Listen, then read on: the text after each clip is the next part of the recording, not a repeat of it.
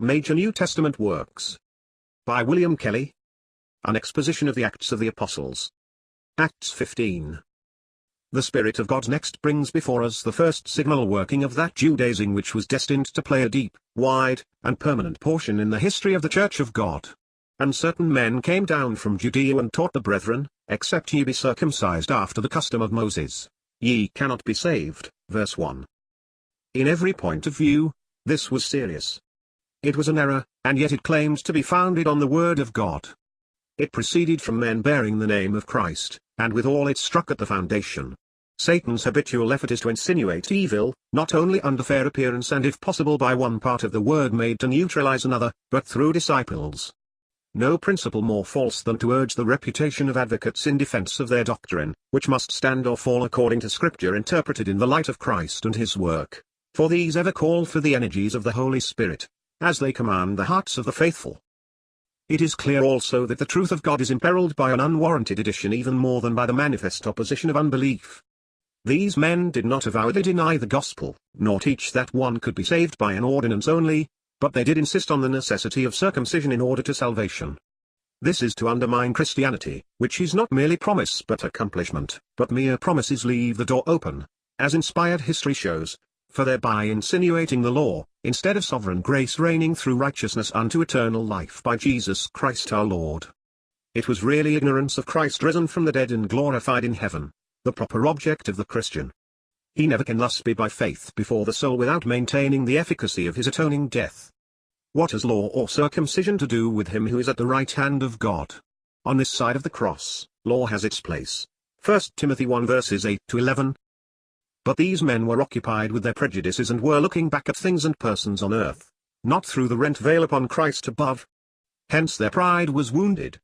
They could not bear to hear that the distinctive mark, the ancient glory of a Jew, was now eclipsed and gone. They had but feebly learned the teaching of the cross. They had not discerned there the sentence of death on the flesh at its best. They would no doubt have acknowledged their need of him who suffered once for all their sins, but they saw not their religion, and circumcision was its initiatory and characteristic badge, treated as naught, yea, utterly condemned therein. Error flows from a wholly false measure. Had Christ, the truth, been before their souls, had they estimated aright his death on the cross, they had never fallen into a mistake so profound and unworthy. But they were wrong otherwise also. The Lord had promised the Holy Ghost, the Spirit of truth, to guide into it all and to teach what they could not bear during his earthly ministry.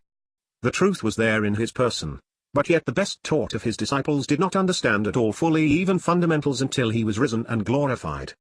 But now the Holy Spirit had been sent down from heaven, and Gentiles without circumcision had received him, no less than did the circumcised believers. Was this nothing in their eyes? Is it not a solemn lesson that disciples could be so blinded by their religious habits as to overlook a fact so plain, certain and conclusive? For God had taken care that not the apostles of the uncircumcision but Peter himself should be his chosen instrument for the call of Cornelius in the presence of the 6 brethren of the circumcision that accompanied him from Joppa. It is instructive also to observe, if faith is ever humble, bold though it may be, how presumptuous error is. For these men who were clamorous for the necessity of circumcision, ventured not to plead that apostolic authority had laid down any such dogma as they sought to impose. Their judgment and their dignity, we may say, proceeded from themselves, behaving in this like the Gentiles who know not God. Insurrection against the truth was thus permitted to display itself in the face of the apostles that the Lord might give us his own distinct and ever-abiding correction. What a mercy to us, as well as to the Church of God ever since, that this question was not suppressed until the apostles disappeared from the earth. We should then have had only an uninspired answer, however sound. Now we have what all Christians own to possess divine authority. That which in apostle writes is really the Lord's commandment, 1 Corinthians 14 verse 37. The troublers came from Judea, which with the weak and ignorant would be apt to lend weight to their words. Of this Satan is ever active to take advantage. Human tradition readily creeps in, and as naturally flatters the flesh. The Holy Ghost falls back upon the Word, only we must take care that we do not require the letter which kills when we can only have the Spirit which gives life. Subjection to Christ alone keeps us right. Life in him is always obedient and holy and is the way of true intelligence. Human tradition is never to be trusted even among disciples. God is jealous for his word, which bears constant testimony to Christ and therefore against human pride. The men who came down from Judea were imperious nominally for God. It was really for the flesh and self. They would have cut off if they could, not only the Gentile saints but the apostles of the uncircumcision. And when Paul and Barnabas had no small dissension and questioning with them, they determined that Paul and Barnabas and some others of them should go up unto Jerusalem unto the apostles and elders about this question. Verses 2. Here again, let us admire the wisdom of God's ways. Paul and Barnabas themselves were unable to settle the dispute. Self-will is invincible, even for apostles. God had it in his mind to interpose in a much more impressive and efficacious manner. It might have been dangerous, however desirable in itself, to have terminated the present matter of debate at Antioch. For the evil, being inveterate as to principle in the nature of things, would surely have broken out afresh subsequently, and elsewhere, probably worst of all in Jerusalem itself. It was true wisdom, therefore, to transfer the further discussion of the question to the source from whence the mischief had come, more particularly as Paul and Barnabas would go there in order that it might not only be heard but there and then settled by all the authority given of God for the governing of his assembly on the earth. All was thus directed under the good hand of God. For the evil was judged in the quarter from whence it emanated, where presumably, not to say notoriously, was its hotbed, where lived those who knew best its promoters, and where all was rather favorable than hostile to them, with on the other hand the immense moral weight that would follow the judgment from such as God had set first in the church to govern in the Lord's name. In Galatians 2 verses 1 and 2 the Apostle Paul says he went up according to revelation. Here the inspired historian says that they, that is, the brethren or the laborers generally without defining more, arranged or decided that Paul and Barnabas and some others of them should go up to the apostles and elders at Jerusalem about this question. There is no more contradiction here than in Acts 13 verse 2 where the Spirit called unmistakably and exclusively the same servants of the Lord to a definite missionary work, while they also enjoyed the cordial and holy fellowship of their fellow laborers in commending them to the grace of God for that tour. They may have had the revelation direct as in Acts 16 verses 9 and 10, or through the prophetic intimation of others as before. What is certain is that according to revelation Paul went up, and not merely as a step appointed by others. Each statement is in perfect keeping with the document where it is given, and the Holy Spirit's design in each, though men, as usual, have not been wanting to set them in antagonism. Titus was one of these others, and his case at least was of immediate bearing on the question as an uncircumcised Gentile endowed and honored of God beyond most. But this again is specified only to the Galatians for its importance there, though room be amply and evidently left for it in the Acts.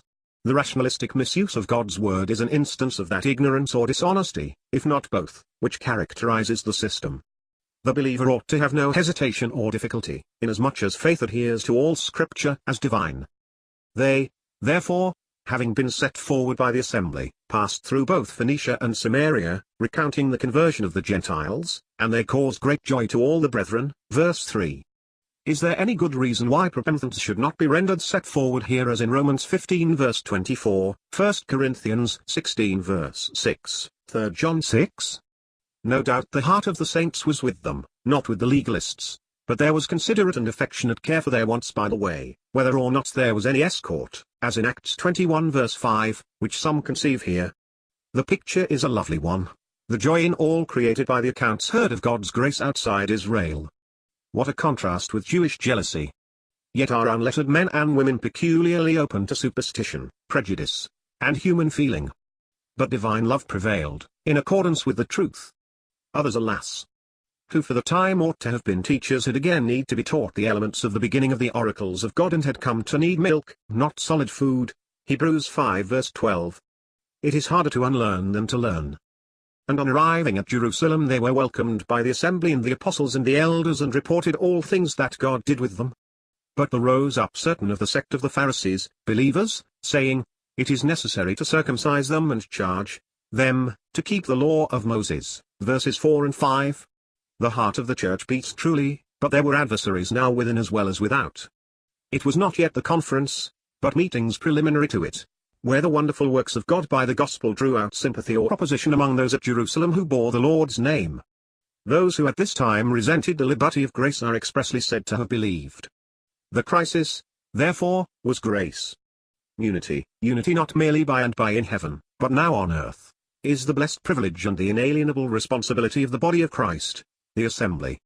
There was no such unhappy wish as to forestall the due place by dealing with the question where Paul and Barnabas had a special and commanding influence, and then arguing on the church's unity to compel the communion of the assembly in Jerusalem and of course everywhere else. Yet Antioch might have been plausibly set forward as the only proper place to discuss and determine a question which so intimately concerned the Lord's glory among the Gentile believers. For not from Jerusalem but from Antioch were those ambassadors of Christ sent forth who had been the great pioneers in the missionary work of the Holy Spirit. Self or party could have furnished abundant reasons, but Christ held his place, which first sought his will and then made all saints clear, even those who were creating trouble by their lack of grace, lowliness, and intelligence. Thus the snare was avoided by which Satan sought even then to scatter and make a Jewish church apart from the Gentile, or, at the least, by leaving out the assembly in Jerusalem the apostles, and the elders, to begin a separate course at Antioch, which would end in division ere long, if not immediately. But grace and truth prevailed, the respect due to all those whom the Lord had honored, and, as we have seen, the particular principle of dealing with evil in its root, and not merely its fruits. It was, I presume, at this juncture that the apostle, as he tells us in Galatians 2 verses 2 to 10, set the gospel he preached to the Gentiles before those of reputation in private. It was then they saw that he had been entrusted with the gospel of the uncircumcision, even as Peter with that of the circumcision, and that James, Cephas, and John gave to Paul and Barnabas the right hands of fellowship according to that partition of the work which the Lord had already marked out for all that had eyes to discern. This was of the utmost moment to state in the epistle, but it was outside the public history and independent of the council which is the Spirit's object in the chapter before us. The independence of Paul's mission and work does not enter into view here, whereas in the letter to the Galatians it was of capital moment, and the decrees of the council are not named where they could have no just place, and their mention might have wrought only mischief. How truly, in the New Testament as in the Old, to everything there is a season and a time to every purpose under the heaven. Above, such distinction is uncalled for, where all is light, peace, and love, to God's glory. It seems evident that much was done before the council. The opposition of the Judaizing party had come out fully and distinctly from the time the apostles of the Gentiles had been received by the assembly, as it had wrought since the baptism of Cornelius and his household. Naturally, the public recital of what God had done in Asia Minor provoked their prejudices yet more. What occurred privately is not stated here, but we know from the early verses of Galatians 2 that it was of high moment. What is reported in Acts 15 had for its prime object the repression of Jewish feeling and the distinct recognition of the Gentiles who believed on common ground with the Jewish disciples. The decrees that were ordained by the apostles and the elders in Jerusalem had the greatest weight in that point of view. But, in writing to the Gentile assemblies, the apostle takes the high ground of grace, and proves the incompatibility of a fleshly ordinance, however venerable or instructive, with the truth of a dead and risen Saviour as a ground of justification before God. In that grand scheme, wherein God himself has wrought for guilty and lost man in the cross and blood of his Son, circumcision made with hands wholly vanishes away. And the Gentile believers, dead in their offences and the uncircumcision of their flesh, Christ quickened together with him, no less than the Jewish faithful, having forgiven us all the offences. The handwriting written in ordinances that was against us, which was contrary to us, he blotted out and took out of the way, nailing it to the cross. Colossians 2 verses 13 to 15. We can understand how truly it was of God, thus to confront and set aside all Gentile inclination for ordinances by the teaching of the truth of Christ, which had buried the question in his grave and given the Christian a new place in him, to which the flesh never had, nor can have, a claim. The decrees had their place and season most suitably while the early Jews who believed were objects of the patience of God, but the apostolic epistles treat the question on a deeper foundation and with higher associations, which abide forever. But it is highly instructive to notice that the apostle was not behind others in honoring and using the decrees, which are not even mentioned in the final discussion of the case for the edification of the church in general. And the apostles and the elders were gathered together to see about this matter. And when there had been much questioning, Peter stood up and said to them, Brethren, Men brethren, ye know how that from early days God chose among you that the Gentiles by my mouth should hear the word of the gospel and believe. And the heart-knowing God bore them witness, giving them the Holy Spirit, even as to us also, and he put no difference between us and them, purifying their hearts by faith. Now, therefore, why tempt ye God, that ye should put a yoke on the neck of the disciples, which neither our fathers nor we were able to bear? But we believe that through the grace of the Lord Jesus we shall be saved in like manner as they. Verses 6 to 11. Here we have the opening of the council. none but the apostles and elders are mentioned as gathered together. It was emphatically for their decision, but assuredly not without the presence and concurrence of the assembly, as we know from verse 22, not to speak of verse 12, and this of course as a reality, not a mere form which Christianity forbids. But God would have the positive seal of the highest authority in the eyes even of the remonstrants. Hence the prominent mention throughout of the apostles and elders, while it cannot be doubted that the assembly was present and free to take part. It was a matter in which every soul had a real interest but in which the judgment of the wisest was particularly needed. And one wiser than any took his guiding part here, ver. 28, whose personal presence we have seen to be sedulously acknowledged throughout this entire book, as indeed it is characteristic of the Church of God according to the Scriptures. The Holy Ghost was there and was counted upon for guidance to the glory of Christ. This, however, did not preclude discussion. Verse 7 lets us know that there was much debate or questioning. No doubt it was sorrowful and humiliating that there should be such disputation, even in the presence of the apostles, but the fact is plain and is calmly recorded by the Holy Spirit, which should convince not a few how far their notion of ecclesiastical order differs from primitive history. Even in apostolic days, we see how liberty prevailed though flesh undoubtedly took advantage of it. To destroy the liberty because of its abuse were a remedy worse than the disease, and thus it is with Christendom bound in fetters of brass for ages, and denouncing true liberty as license.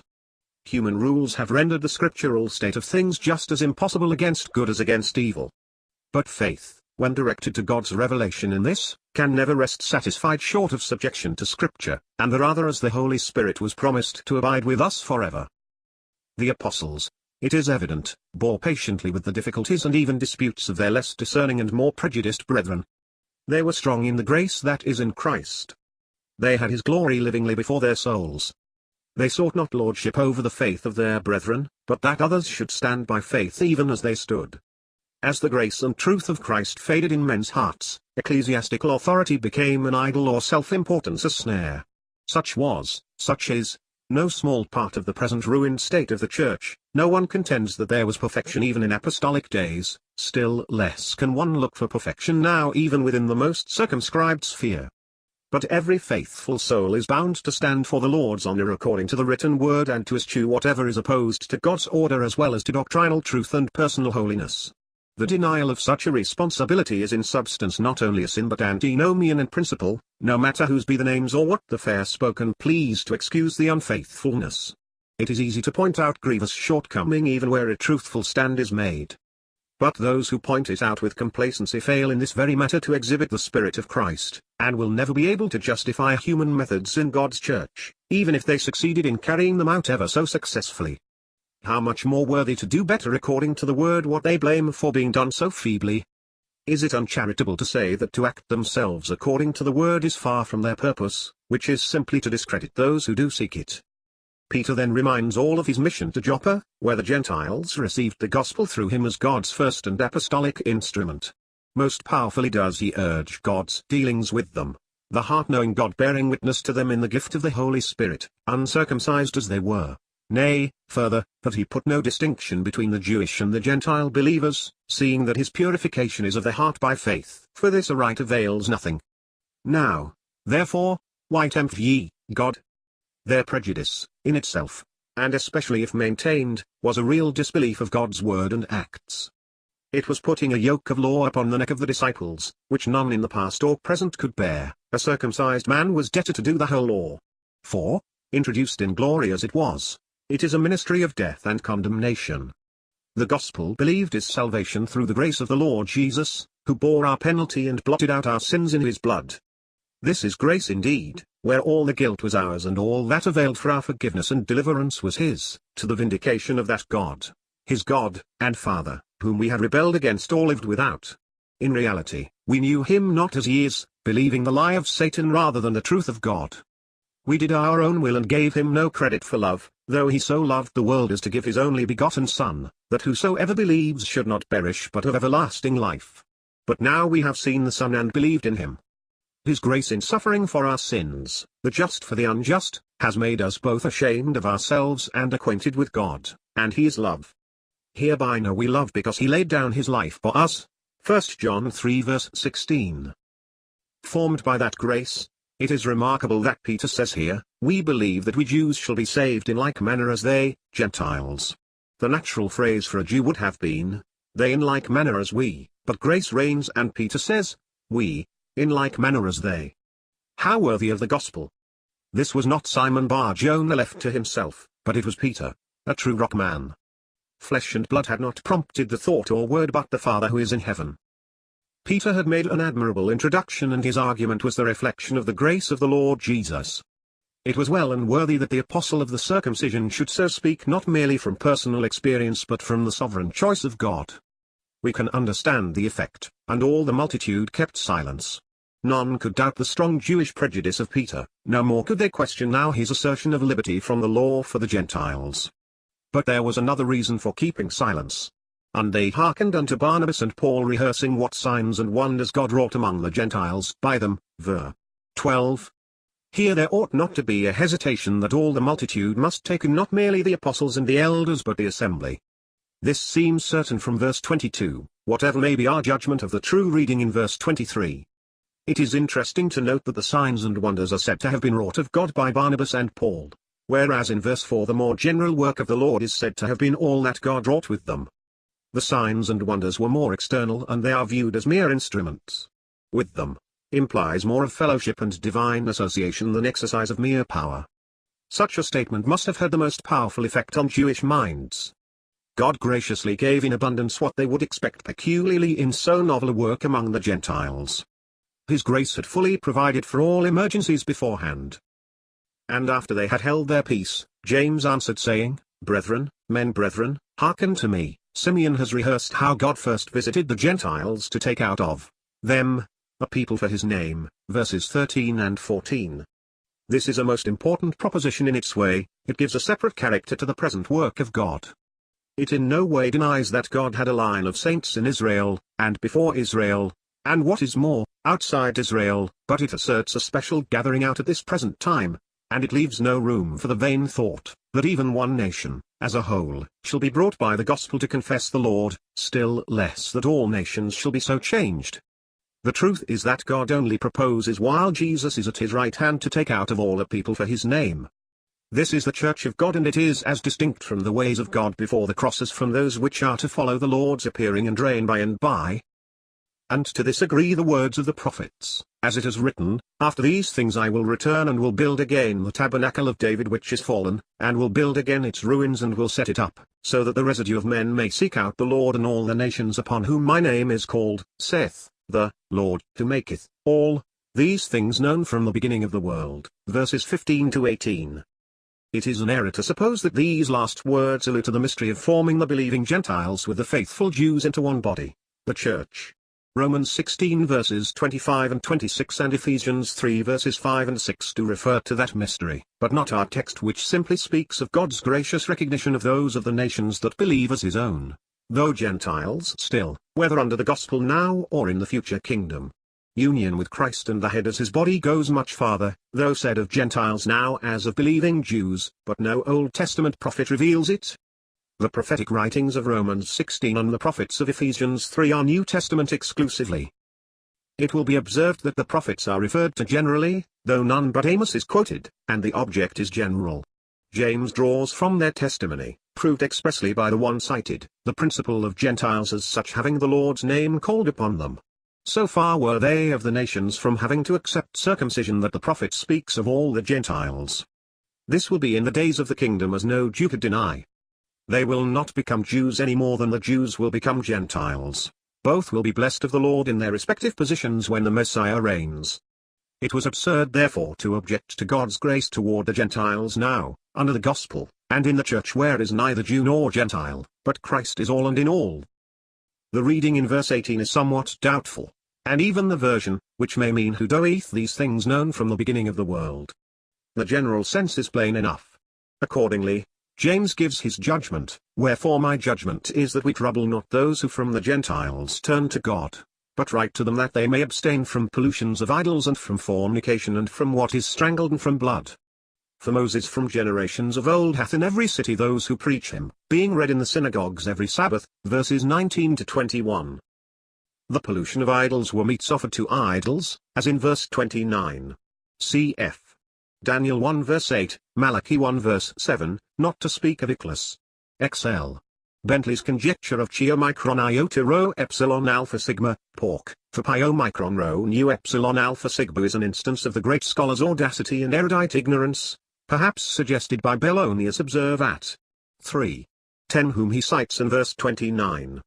We may think it strange to see unclean sin classed with idolatrous sanction, but the Jew felt differently, and to the Gentile, they were equally indifferent. Thus it was going up rather to God's ways with Noah, than enforcing the law of Moses. Noah being a sort of head of mankind generally after the flood, Gentile liberty was thus secured, idolatry was intolerable, and so was fornication, however universal both among the nations. Abstinence from things strangled and blood brought in the recognition of God's taking account of man as fallen. God forbade both.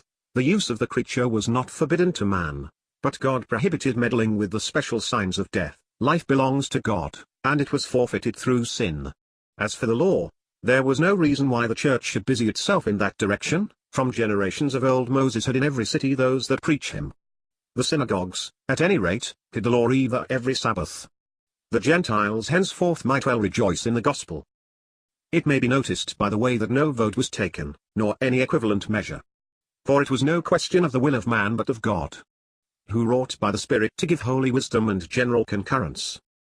Then it seemed good to the apostles and elders with the whole assembly, having chosen from among them to send men with Paul and Barnabas to Antioch, Judas called Barsabbas and Silas, leading men among the brethren, having written by their hand, the apostles and the elder brethren to the brethren which are of the Gentiles in Antioch and Syria and Cilicia, greeting. Whereas we heard that some who went out from us troubled you with words, upsetting your souls, to whom we gave no commandment, it seemed good to us, having been of one accord, to choose and send men unto you with our beloved Barnabas and Paul, men that have given up their lives for the name of our Lord Jesus Christ. We have sent therefore Judas and Silas, themselves also announcing by word the same things.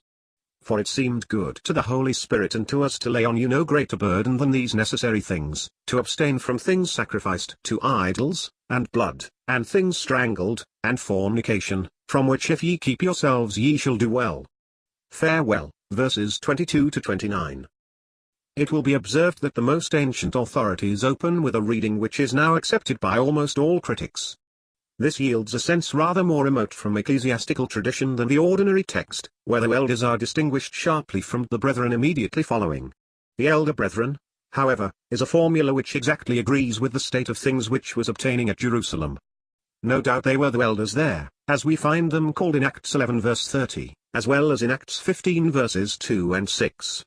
They were the local authorities, but they appear not to have been chosen formally, as the elders undoubtedly were in the Gentile assemblies, by apostolic authority, direct or indirect. They seem rather to have acted simply from their experience and moral weight, as was usual among the Jews. This falls in remarkably with the peculiar expression employed here, the elder brethren, and harmonizes with the tone of Peter's address in 1 Peter 5 verses 1 to 4.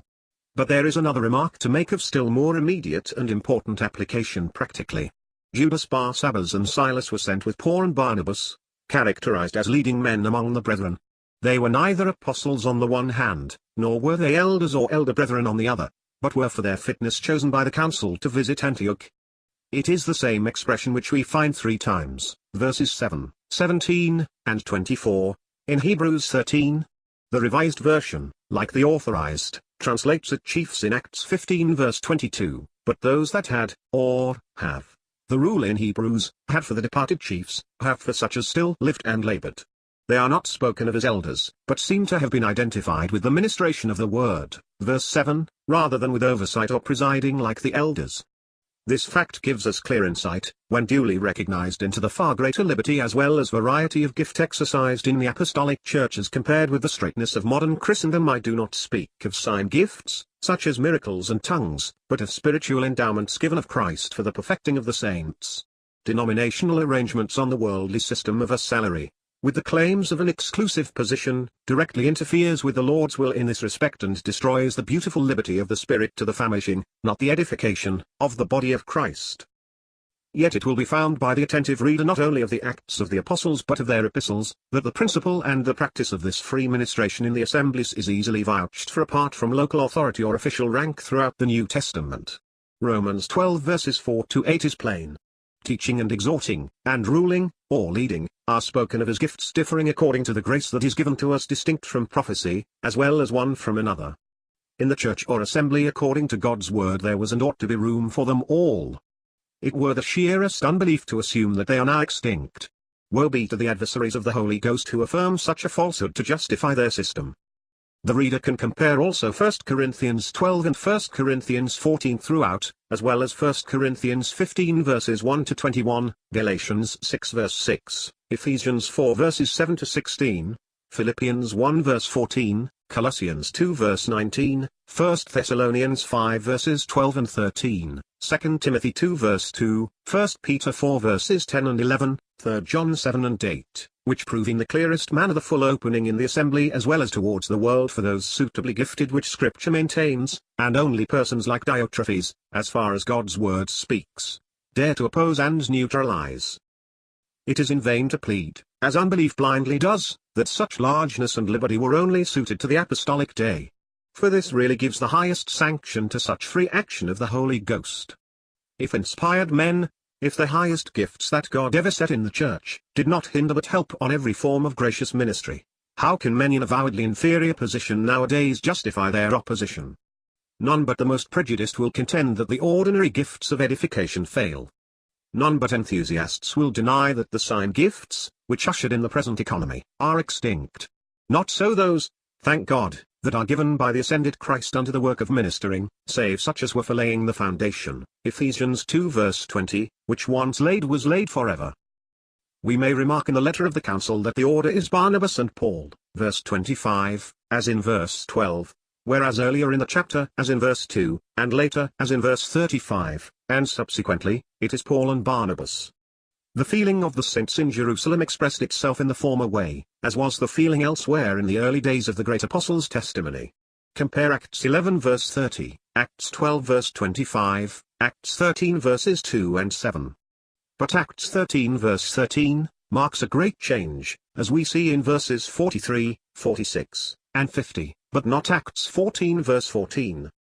The reader of the Old Testament may find a similar principle in Exodus 6 verses 13, 20, 26 and 27. In the order of nature it is Aaron and Moses, in sovereign grace, it becomes Moses and Aaron. The author of the Old and the New is the same, and can only be God himself working in men through his unerring Spirit. This was the only council which was entitled to say, "It seemed good to the Holy Ghost and to us." If others have imitated the language, it is but profanity.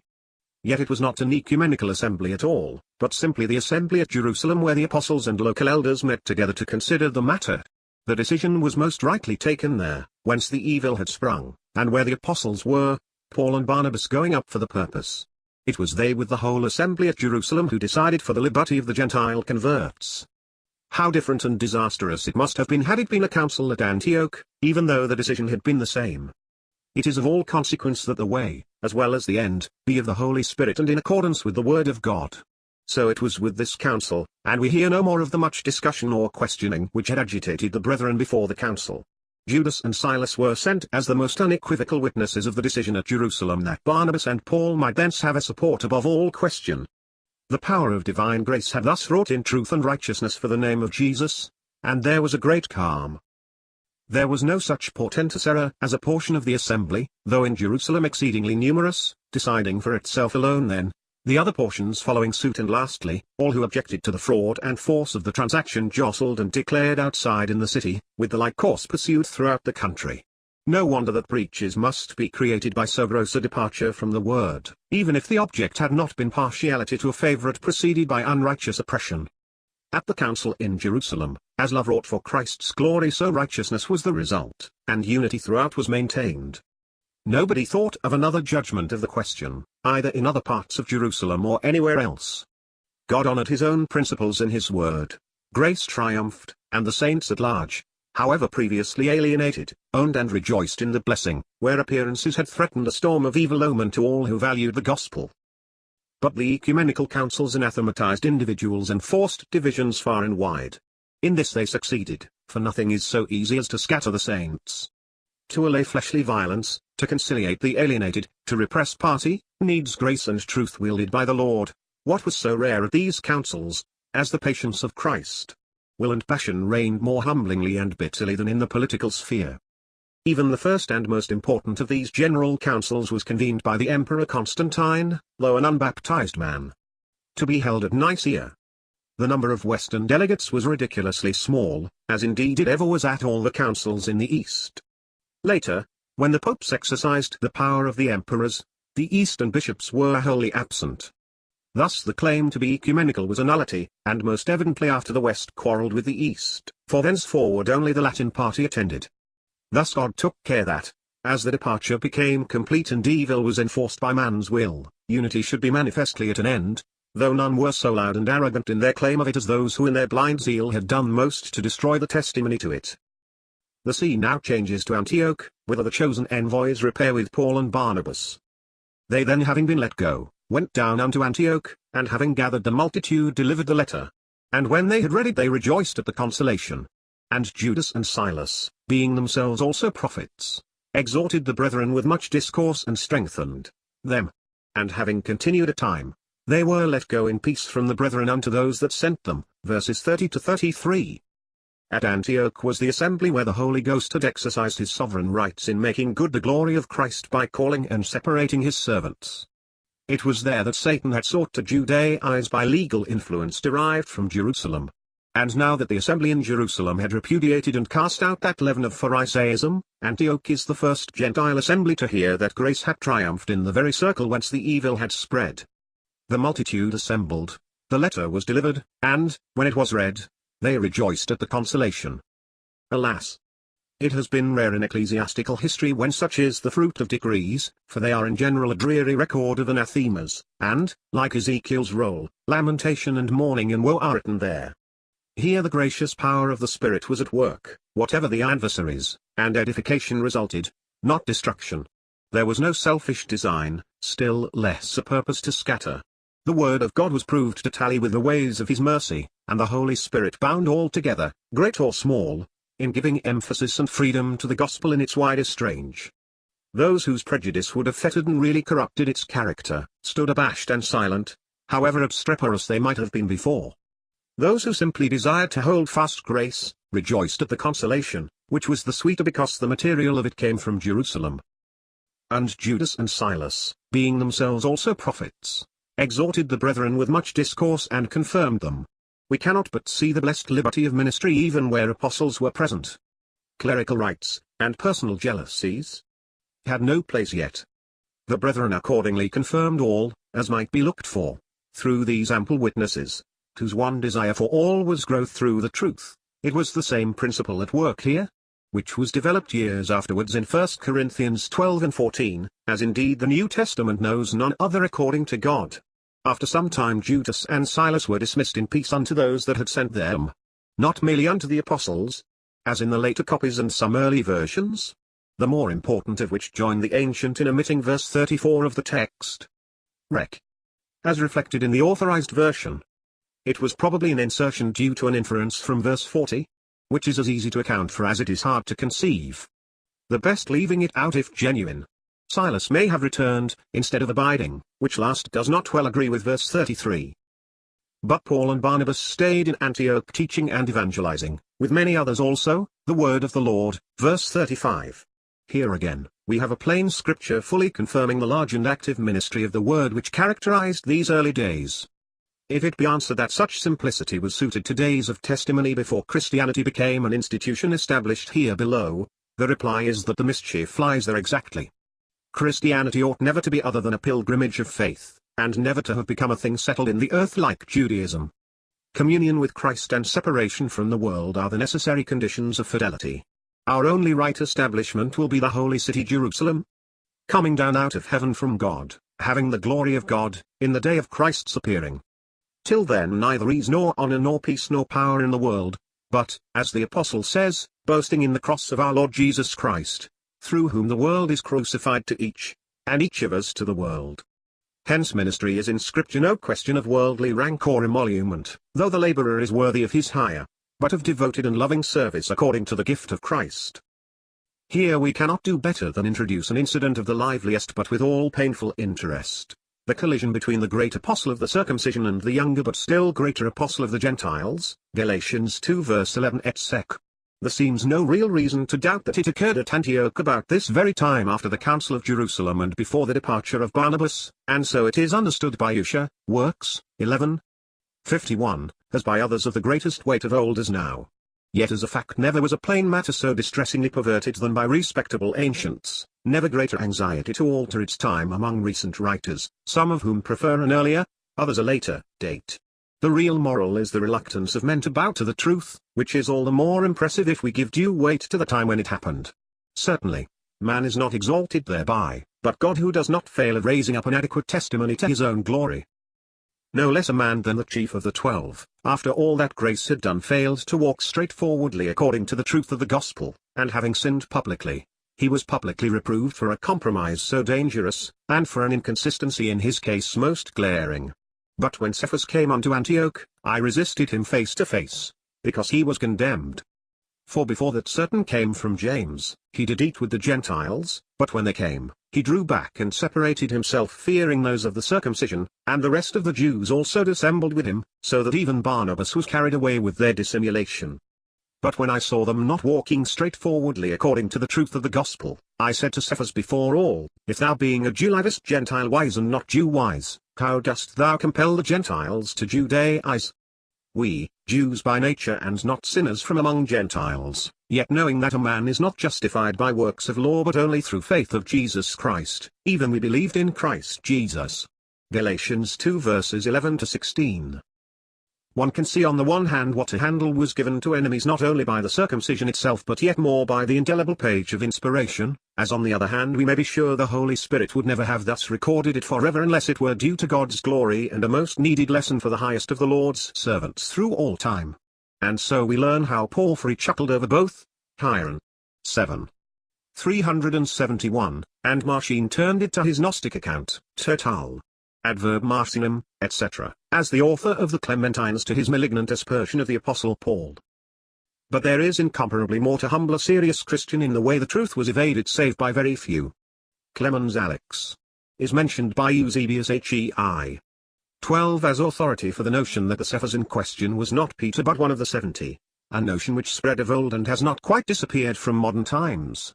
Far more weighty are those who condescended to the still baser idea of Origen that the dispute was a mere feint promoted knowingly by both Paul and Peter in which the latter plays the errorist in order to be crushed the more effectually by the former. The greatest preacher of Constantinople, Chrysostom, more than once advocates this monstrous figment, as did Jerome with his usual keenness. With such a representation Augustine dealt worthily, arguing that to accept inspired men's acting a falsehood was to shake the entire authority of Scripture. The correspondence is characteristic of each and may be seen in the epistolary portion of their works. Jerome was neither humble nor magnanimous enough to sing the palinode to which Augustine had at first invited him, but his authorities, real or assumed, as well as his threats of crushing his adversary under the weight of his own blows, did not deter the Bishop of Hippo from an overwhelming overthrow of the case alleged and a faithful vindication of the plain bearing of God's word, which in fact ought never to be called into question for one moment. Thenceforward Peter vanishes from inspired history. This is the last of his acts noticed, though both his epistles appeared much later. It is affecting and solemn that so it should be, but so it was. People think it strange after being so used and honored, after Pentecost, Caesarea, and the Council in Jerusalem quite recently. But the fear of man was ever a snare to Peter, nor was it the first time that he was rebuked for shrinking from the practical consequences of the truth in this world. But after certain days Paul said to Barnabas, Let us return now and see after the brethren in every city wherein we announced the word of the Lord, how they fare. And Barnabas was minded to take with them John also that was called Mark, but Paul thought good not to take with them him that withdrew from them from Pamphylia and went not with them unto the work. And there arose a sharp feeling so that they parted one from another, and Barnabas taking Mark sailed away unto Cyprus, but Paul chose Silas and departed, commended by the brethren to the grace of the Lord. And he passed through Syria and Cilicia, confirming the assemblies, verses 36 to 41. Alas! Further sorrow was not far off, and the ardent desire of the Apostle Paul to visit the young assemblies in Asia Minor gave occasion to it. For Barnabas, already damaged by the influence of Peter, set his heart on taking with them John Mark, his cousin. Paul had not forgotten his formerly forsaking the work, its toils and its disagreeables. its shame and the self-abnegation it entails.